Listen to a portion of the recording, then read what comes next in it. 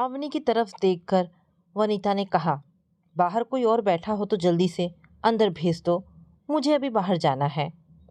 और जो इंसान अंदर आया उसे देखकर प्रिंसिपल वनीता त्रिपाठी अपनी चेयर से उठ खड़ी हुई। सुजीत, तुम और यहाँ? अरे वनीता, तुम? मैंने तो सपने में भी नहीं सोचा था कि यहाँ इस तरह हमारी मुलाकात होगी। ये मेरी बेटी जिया है। 8 महीने पहले ही मेरी पत्नी नंदिनी का निधन हो गया। तब से बहुत टेंशन में था कि इसे कैसे पालूंगा। सोचा किसी आवासीय स्कूल में एडमिशन करा दूं। किसी ने स्कूल की बहुत तारीफ की थी, सो चला आया। बेटा, आपका नाम क्या है? जिया। बच्ची को देखकर वनीता का दिल पिघल गया। वो सोचने लगी कि इतना कुछ खोने के बाद सुजीत ने कैसे अपने आप को संभाला होगा। वनीता, मैं अपनी बेटी का एडमिशन कराने की बहुत उम्मीद लेकर यहाँ आया हूँ। इतना कहकर सुजीत न जाने किस संशय से घिर गया। कमाल करते हो सुजीत, वनीता बोली। अपनी ही बेटी को स्कूल में दाखिला नहीं दूंगी। ये फॉर्म भर दो, कल ऑफिस में फीस जमा कर देना और 1 हफ्ते बाद जब स्कूल खुलेगा तो इसे लेकर आ जाना। तब तक हॉस्टल में सभी बच्चे आ जाएंगी। 1 सप्ताह बाद? नहीं वनीता, मैं दोबारा नहीं आ पाऊँगा। तुम इसे अभी यहाँ रख लो और जो भी ड्रेस वगैरह खरीदनी हो आज ही चलकर खरीद लेते हैं। चलकर मतलब? यही कि तुम साथ चलो, मैं इस नई जगह में कहाँ भटकूंगा। सुजीत, मेरा जाना मुश्किल है। फिर उसने जिया की ओर देखा जो उसे ही देखे जा रही थी, तो वो हंस पड़ी और बोली, अच्छा चलेंगे क्यों जिया जी? अवनी आश्चर्य से अपनी मैडम को देखे जा रही थी। इतने वर्षों में उसने ऐसा कभी नहीं देखा कि प्रिंसिपल मैडम स्कूल का ज़रूरी काम टालकर किसी के साथ जाने को तैयार हुई हो। उसके लिए तो सचमुच यह हैरानी की ही बात थी। मैडम, खाना? अवनी ने डरते डरते पूछा। ओ हाँ, कुछ याद करती हुई वनीता त्रिपाठी बोली, देखो अवनी, कोई फ़ोन आए तो कह देना मैं बाहर गई हूँ और खाना भी लौट कर ही खाएंगे। हाँ, खाना थोड़ा ज़्यादा ही बना लेना। टेबल पर फैली फाइलों को रख देने का अवनी को इशारा कर वनीता त्रिपाठी उठ खड़ी हुई और सुजीत व जिया को साथ लेकर गेट से बाहर निकल गई। रुको सुजीत, कार बुलवा लेते हैं, नर्वस वनीता ने कहा। पर कार भी मार्केट के अंदर तक नहीं जाएगी, पैदल तो चलना ही पड़ेगा। यद्यपि जिया उनके साथ चल रही थी, पर कोई भी बाल सुलभ चंचलता उसके चेहरे पर नहीं थी। वनीता ने ध्यान दिया कि सुजीत का चेहरा ही नहीं, शरीर भी कुछ भर गया है। पूरे 7 वर्ष के बाद वह सुजीत को देख रही थी। अतीत में उसके द्वारा की गई बेवफाई के बाद भी वनीता का दिल सुजीत के लिए मानो प्यार से लबालब भरा हुआ था। वनीता को कॉलेज के वे दिन याद आए जब सुनसान जगह ढूंढकर किसी पेड़ के नीचे वे दोनों बैठे रहते थे। कभी कभी वह डरी सी सुजीत के सीने में मुंह छिपा लेती थी कि कहीं उसके प्रेम को किसी की नज़र न लग जाए। कार अपनी गति से चल रही थी। अतीत के ख्यालों में खोई हुई वनीता सुजीत को प्रेम से निहारे जा रही थी। उसे 7 वर्ष बाद भी सुजीत उसी तरह अपना लग रहा था जैसे वो कॉलेज के दिनों में लगता था। वनीता ने सुजीत को अपनी ओर देखते पाया तो वह शर्मा गई। तुम आज भी वैसी ही हो वनीता, जैसी कॉलेज के दिनों में थी, सुजीत ने बेझिझक कहा। उम्र तो मानो तुम्हें छू भी नहीं सकी है। तभी कार रुक गई और दोनों नीचे उतरकर एक रेडीमेड कपड़ों की शॉप की ओर चल दिए। वनीता ने जिया को स्कूल ड्रेस दिलवाई। वह जिस उत्साह से जिया के लिए कपड़ों को माप कर देख रही थी, उसे देखकर कोई भी यह अंदाज़ा लगा सकता था कि मानो वह उसी की बेटी हो। दूसरी ज़रूरत की चीज़ें, खाने पीने के सामान वनीता ने खुद जिया के लिए खरीदी। ये देखकर सुजीत निश्चित हो गया कि जिया यहाँ सुखद पूर्वक अच्छी देख रेख में रहेगी। वनीता मार्केट से वापस लौटी तो उसका तन मन उत्साह से भरा हुआ था। उसके इस अंदाज को अवनी ने पहली बार देखा तो आश्चर्यचकित रह गई कि जो मैडम जी मुस्कुराती भी हैं तो लगता है उनके अंदर एक खामोशी सी है। वे आज कितना चहक रही हैं, लेकिन उनका व्यक्तित्व ऐसा है कि कोई भी कुछ पूछने की हिम्मत नहीं कर सकता। कौन है ये व्यक्ति और उसकी छोटी बच्ची? क्यों मैडम इतनी खुश हैं? अवनी समझ नहीं पा रही थी। वनीता ने चाहा था कि कम से कम 3 दिन तो सुजीत उसके पास रुके, लेकिन वह रुका नहीं। रोती हुई जिया को गोद में लेकर वनीता ने ही संभाला था। मैडम जी, इस बच्ची को हॉस्टल में छोड़ दे क्या? अरे पागल हो गई है क्या, जो खाली पड़े हॉस्टल में बच्ची को छोड़ने की बात कह रही हो? बच्चों को हॉस्टल में आने तक जिया मेरे पास ही रहेगी। अवनी सोच रही थी कि सुरभि मैडम भी घर गई हैं, वरना वही कुछ बताती।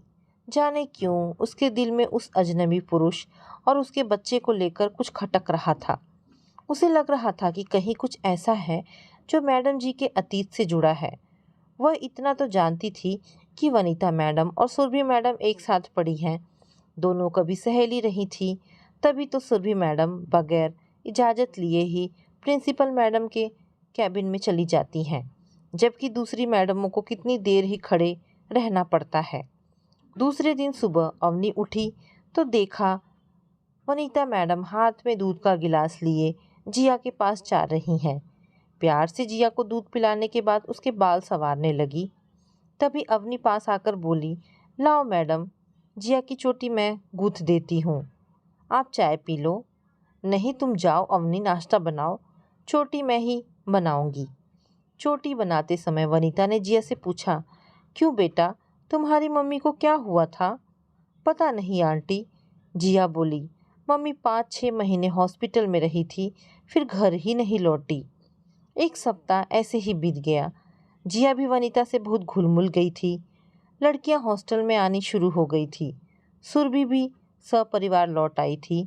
अवनी ने ही जाकर सुरभि को सारी कहानी सुनाई। सुरभि ने अवनी को यह कहकर भेज दिया कि ठीक है, शाम को देखेंगे।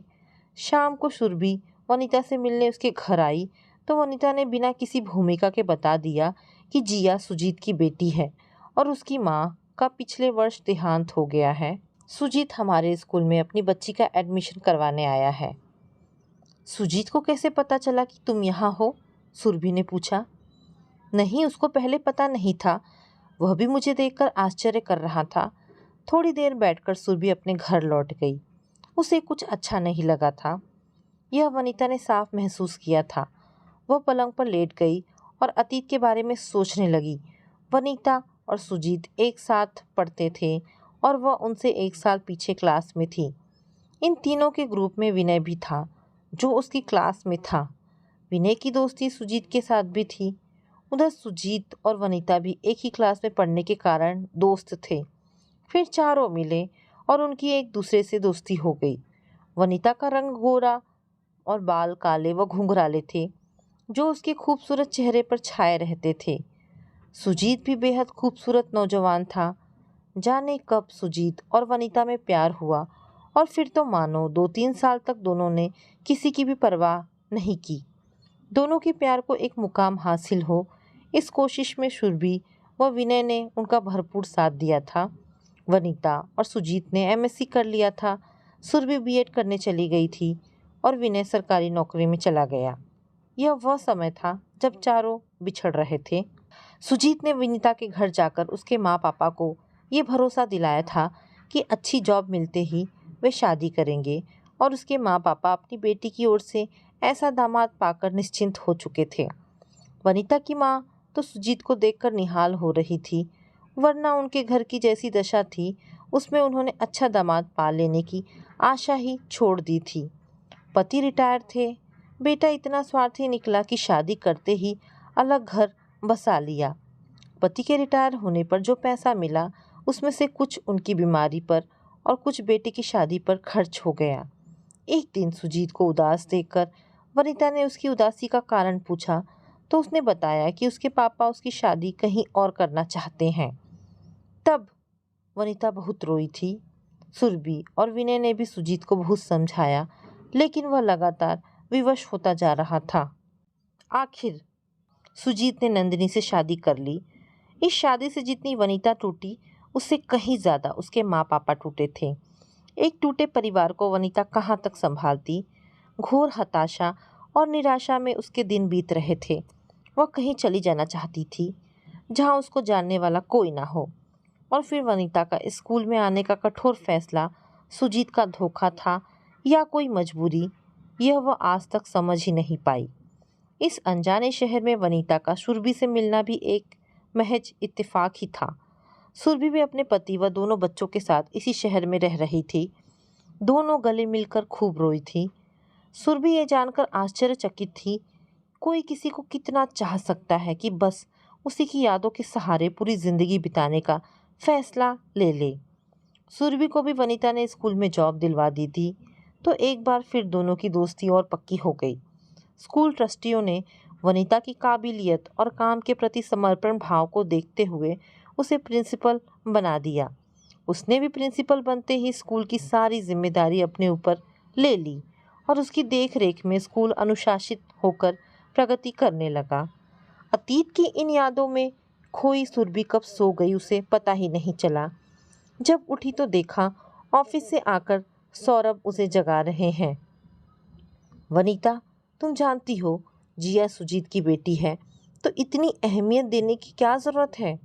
एक दिन चिढ़कर सुरभि ने कहा। जानती हूँ, तभी तो इतनी अहमियत दे रही हूँ। क्या तुम नहीं जानती कि अतीत के रिश्ते से जिया मेरी बेटी ही है? अब क्या कहती सुरभि, ना जाने किस रिश्ते से आज तक वनीता सुजीत से बंधी हुई है। सुरभि जानती है कि उसने अपनी कबर्ड में सुजीत की एक बड़ी सी फ़ोटो लगा रखी है। फ़ोटो की उस चौखट में वह सुजीत के अलावा किसी और को बैठा ही नहीं पाई थी। वनीता को लगता जैसे बीच के वर्षों में उसने कोई लंबा दर्दनाक सपना देखा हो। अब वह सुजीत के प्यार में पहले जैसी ही पागल हो उठी थी। पापा की मौत हो चुकी थी और माँ को भाई अपने साथ ले गया था। जब उम्र का वह दौर गुजर जाए तो शादी में रुपयों की उतनी आवश्यकता नहीं रह जाती जितनी जीवन साथी के रूप में किसी को पाना। विधुर कर्नल विजय जी का प्रस्ताव आया था और वनीता ने सख्ती से माँ को मना कर दिया था। स्कूल के एनुअल फंक्शन में प्रोफेसर गौरव आए थे। उनकी उम्र ज़्यादा नहीं थी। उन्होंने भी वनीता के पास विवाह का प्रस्ताव भेजा था। इस प्रस्ताव के लिए सुरभि और उसके पति ने वनीता को बहुत समझाया था। तब उसने इतना कह भर कहा था कि सुरभि, प्यार सिर्फ एक बार किया जाता है। मुझे प्यारहीन रिश्तों में कोई विश्वास नहीं है। प्यार और विश्वास ने वनीता के भीतर फिर अंगड़ाई ली थी। सुजीत आया तो उसने रिक्वेस्ट करके उसे 3-4 दिन रोक लिया। पहले दिन सुजीत, वनीता और सुरभि तीनों मिलकर घूमने गए। बाहर ही खाना खाया। सुरभि कुछ ज़्यादा सुजीत से बोल नहीं पाई। क्या पता सुजीत ही सही हो। वह वनीता की कोमल भावनाएं कुचलना नहीं चाहती थी। अगर वनीता की ज़िंदगी संवर जाए तो उसे खुशी ही होगी। अगले दिन वनीता सुजीत के साथ घूमने निकली। थोड़ी देर पहले ही बारिश हुई थी अतः ठंड बढ़ गई थी। कॉफ़ी पी ली जाए क्यों वनीता? उसे सुजीत का स्वर फिर कॉलेज के दिनों जैसा लगा। हाँ ज़रूर। रेस्टोरेंट में लकड़ी के बने लैंप धीमी रोशनी देते लटक रहे थे। सुजीत गहरी नज़रों से वनीता को देखे जा रहा था और वह शर्म के मारे लाल हुई जा रही थी। उसको कॉलेज के दिनों का वह रेस्टोरेंट याद आया जहाँ दोनों एक दूसरे में खोए घंटों बैठे रहते थे। कहाँ खो गई वनीता? इस आवाज़ से उसने हड़बड़ाकर देखा तो सुजीत का हाथ उसके हाथ के ऊपर था। सालों बाद पुरुष के हाथ की गरमाई से वो मोम की तरफ पिघल गई। सुजीत, क्या तुमने कभी मुझे याद नहीं किया? वनीता, मैंने तुम्हें याद किया है। नंदिनी के साथ रहते हुए भी मैं हमेशा तुम्हारे साथ ही था। सुजीत की बातें सुनकर वनीता भीतर तक भीग उठी। पहाड़ खामोश थे, बस्ती खामोश थी। हर तरफ पसरी खामोशी को देखकर वनीता को नहीं लगता कि जिंदगी कहीं है ही नहीं। फिर वह क्यों जिंदगी के लिए इतनी ललायित रहती है, वह भी उम्र के इस पड़ाव पर जब इंसान व्यवस्थित हो चुका होता है। वह क्यों इतनी अव्यवस्थित सी है और उसके मन में क्यों यह इच्छा होती है कि यह जो पुरुष साथ चल रहा है फिर पुराने दिन वापस लौटा दे। वनीता ने महसूस किया कि वह अंदर से काँप रही है और उसने शॉल को सिर से ओढ़ लिया। फिर भी ठंड गई नहीं। उस पर सुजीत ने जब उसका हाथ पकड़ा तो वह और भी थरथरा उठी। गरमाई का एक प्रवाह उसके अंदर तिरोहित होने लगा तो वह सुजीत से और भी सट गई। सुजीत उसके कंधे पर हाथ रखकर उसे अपनी ओर खींचकर बोला, काँप रही हो तुम तो। और फिर सुजीत ने उसे समूचा भींच लिया था। वनिता को लगा कि बस ये क्षण कहीं ठहर जाए। आखिर इसी लम्हे वह सुजीत को पाने की चाहत में तो उसने इतने वर्ष अकेले बिताए हैं। अवनी वेट करके लौट गई थी। टेबल पर खाना रखा था। उसने ढीली ढाली कपड़े पहन लिए और खाना लगाने लगी। फायर प्लेस में बुझती लकड़ियों में उसने और लकड़ियां डाल दी। दोनों चुपचाप खाना खाते रहे। अचानक वनिता ने पूछा, अब क्या इंटरेस्ट है तुम्हारी सुजीत? कुछ पढ़ते हो या बस गृहस्थी में ही लगे रहते हो? अरे अब कुछ भी पढ़ना कहाँ पॉसिबल हो पाता है। अब तो ज़िंदगी का सच सामने है। बस काम और काम, फिर थक कर सो जाना। बहुत देर तक दोनों बातें करते रहे। फायर प्लेस में लकड़ियां डालने के बाद वनीता कबर्ड खोलकर वह नोटबुक निकाल लाई जिसमें कॉलेज के दिनों की ढेरों यादें लिखी थी। सुजीत को यह देखकर हैरानी हुई। वनीता की कबर्ड में उसकी फ़ोटो रखी है। नोटबुक के पन्ने फड़फड़ा रहे थे। अनमनी सी बैठी वनीता का हाथ सुजीत ने अपने हाथों में लेकर चूम लिया। वनीता ने आंखें बंद कर ली।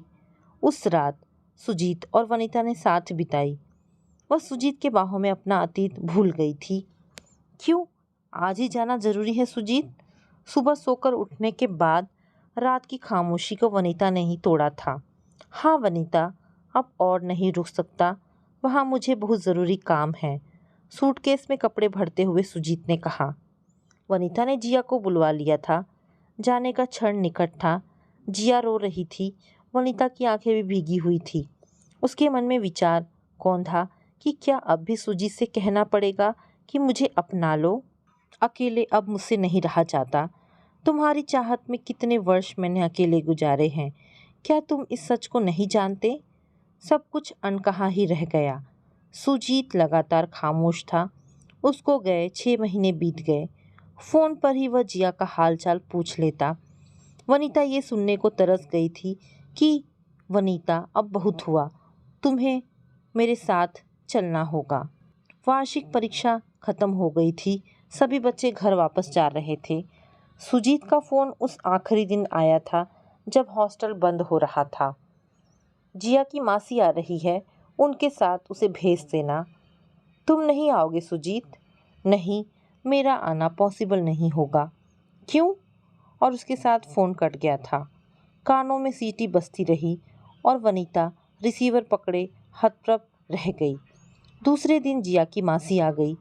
हॉस्टल से जिया उसके घर ही आ गई थी क्योंकि हॉस्टल खाली हो गया था। सुजीत को ऐसा क्या काम आ पड़ा जो अपनी बेटी को लेने वह नहीं आ सका? वनीता ने जिया की मासी से पूछा। सच तो ये है वनीता जी कि नंदिनी दीदी की मौत के बाद सुजीत जीजा जी के सामने जिया की ही परेशानी है, क्योंकि अब वह जिससे शादी करने जा रहे हैं वह उनकी कंपनी के बॉस की बेटी है। लेकिन वह जिया को रखना नहीं चाहती और मेरी भी पारिवारिक समस्याएं हैं। क्या करूं? शायद मेरी मम्मी ही अब जिया को रखेंगी। एक बात और बताऊं वनीता जी कि सुजीत जीजा जी हमेशा से ही उच्च श्रृंखल स्वभाव के रहे हैं। नंदिनी दीदी के सामने ही उनका प्रेम इस युवती से हो गया था। मुझे तो लगता है कि नंदिनी दीदी की बीमारी का कारण भी यही रहा होगा, क्योंकि दीदी ने बीच में एक बार नींद की गोलियां खा ली थी। इतना सब कुछ बताते बताते जिया की मासी की आवाज़ तल्ख हो गई थी और उनके चुप हो जाने तक वनीता पत्थर सी बनी बिना हिले डुले अवाक बैठी रह गई। याद नहीं उसे आगे क्या हुआ। हाँ, आखिरी शब्द वह सुन पाई थी कि सुजीत जीजा जी ने जहाँ कॉलेज जीवन में प्यार किया था वहाँ शादी न करने का कारण कोई मजबूरी नहीं थी, बल्कि वहाँ भी उनका कैरियर और भारी दहेज ही कारण था। तपते तेज बुखार में जब वनीता ने आंखें खोली तो देखा जिया उसके पास बैठी उसका हाथ सहला रही है और अवनी माथे पर पानी की पट्टियां रख रही है। वनीता ने सुरभि की तरफ हाथ बढ़ा दिए और फिर दोनों लिपट कर रोने लगी। तो अवनी जिया को लेकर बाहर कमरे के चली गई। सुरभि, मैंने तो अपनी पूरी जिंदगी दांव पर लगा दी और वह राक्षस की तरह मुझे दबोच कर समूचा निगल गया। सुरभि ने उसका माथा सहलाया और कहा, कुछ मत कहो वनीता, डॉक्टर ने बोलने के लिए मना किया है। हाँ, इस सदमे से उबरने के लिए तुम्हें खुद अपनी सहायता करनी होगी। वनीता को लगा कि जिन हाथों की गर्मी से वह आज तक संतुष्ट थी, वही छुअन अब हजार कांटों की तरह उसके शरीर में चुभ रही है। काश वह भी सांप के केंचुल की तरह अपने शरीर से उस केंचुल को उतार फेंकती जिसे सुजीत ने गंदा किया था। कितना विभत्स अर्थ था प्यार का सुजीत के पास। सुरभि वह टूटी हुई आवाज़ में बोली, मैं जिया के बगैर कैसे रहूंगी? और उसने अपनी आंखें बंद कर ली। एक भयानक सपना देख घबराकर वनीता ने आंखें खोली तो देखा सुरभि फ़ोन पर बात कर रही थी। सुजीत, तुमने जो भी किया उसके बारे में मैं तुमसे कुछ नहीं कहूँगी, लेकिन क्या तुम जिया को वनीता के पास रहने दोगे? शायद वनीता से बढ़कर उसे माँ नहीं मिल सकती। जिया की मासी ने जिया को लाकर वनीता की गोद में डाल दिया और बोली, मैं सब सुन चुकी हूँ सुरभि जी। जिया अब वनीता जी के पास ही रहेगी, इनकी बेटी की तरह। इसे स्वीकार कीजिए। वनीता ने जिया को गले लगाकर प्यार से चूमना शुरू कर दिया। तो दोस्तों, ये कहानी यहाँ पर समाप्त होती है। आशा करती हूँ कहानी आपको पसंद आई होगी। अगर कहानी पसंद आई है तो प्लीज़ इसे लाइक एंड शेयर करें। दोस्तों, ऐसी ढेरों पारिवारिक और शिक्षाप्रद कहानी सुनने के लिए हमारे चैनल को प्लीज़ सब्सक्राइब करें। धन्यवाद दोस्तों।